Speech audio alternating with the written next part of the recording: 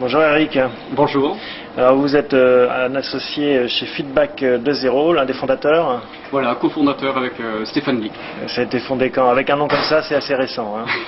C'est peut-être le 2.0 qui vous fait dire ça. Oui. Donc on est sur le projet depuis début de l'année 2006 et la société Dimelo, qui est l'éditeur de Feedback 2.0, a été créée en juillet 2006.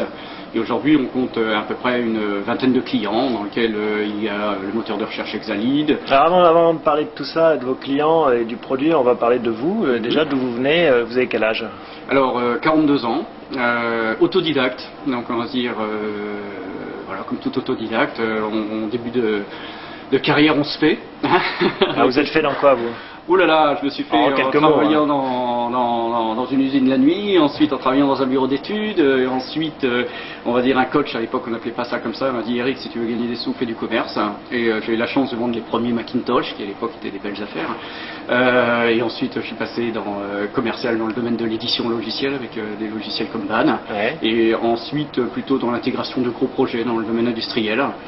Et après un petit congé sabbatique avec un passage dans l'humanitaire, j'allais dire, j'ai pris le pas de l'Internet et puis de ce qu'on appelle le Web 2.0, je crois. Alors comment est-ce que vous est venue l'idée de Feedback 2.0 et en quoi ça consiste? Alors c'est vrai que c'est un produit qui a une petite histoire, dans le sens où Stéphane Lee, avec des amis, ils avaient créé ce qu'ils appelaient un incubateur d'idées et lancé plein d'expérimentations sur Internet. Et entre autres, il y a influenceur.net, peut-être que vous connaissez, il y a eu demandeur.net, et Feedback, j'allais dire son ancêtre s'appelle demandeur.net, où c'était une expérimentation qui a été achetée alors qu'elle n'était pas en vente. Donc là on s'est dit, tiens, c'est pas mal quand même sur Internet, quelqu'un qui achète, c'est pas fréquent, alors que le produit n'est pas en vente. Le concept un petit peu, c'est parti d'un constat où sur Internet, en fin de compte, tout le monde a la possibilité de s'exprimer, de dialoguer, de donner son avis par rapport à une marque, une enseigne, un produit.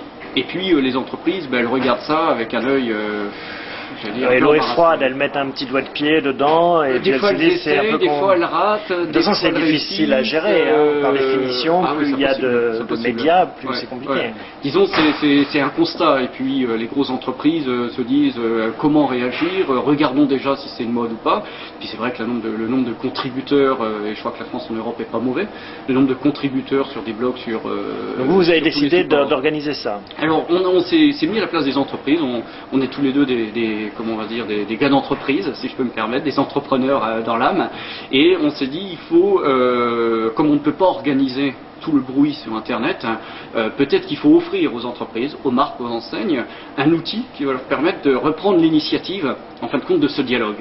Donc plutôt que d'aller voir ce qui se passe alors que ça se passe partout, autant qu'ils mettent en place une plateforme dont ils sont à l'initiative de la mise en place. Sur leur site, c'est un appendice de leur site. Voilà, tout à fait. On va dire un satellite qui est bien sûr coloré à la couleur de leur site, de façon que tout le monde, nous vendons en marque blanche, donc on va dire c'est vraiment un satellite. On peut prendre un exemple, vous citiez des clients tout à l'heure. Oui, notre client un petit peu historique, alors c'est rigolo de dire historique après 9 mois d'existence, mais c'est le moteur de recherche français Exalead, qui a lancé son offre en B2C au mois d'octobre et qui désirait en fin de compte se différencier, créer une communauté, la montrer et faire évoluer son produit en fonction de ses premiers, on va dire, utilisateurs.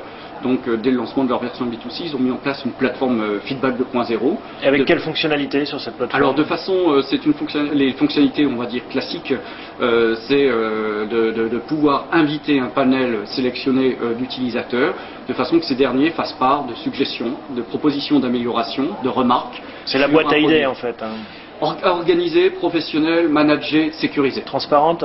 Alors transparente, il y a des leviers dans le back-office qui va permettre en fin de compte d'ouvrir un plus ou moins grand panel, bien sûr des outils de modération, des outils de permission, des outils de notification qui vont permettre à l'entreprise de manager et de sécuriser. Combien ça coûte à une entreprise, votre solution? Pour faire simple, on va dire pour une consultation qui est entre 3 et 6 mois sur un thème précis avec une population allant jusqu'à 10 000 utilisateurs, on sera autour des 10 000 ou des 15 000 euros. en fonction de la configuration, en fonction de la D'accord. Alors, customisation. vous avez cité un client historique qui est qui est high-tech. Est-ce qu'il y a des clients plus traditionnels, des sociétés plus brick and mortar? Alors oui, si on veut du mortar, on travaille par exemple avec APEC qui a lancé une consultation auprès des cadres en activité et des cadres au chômage.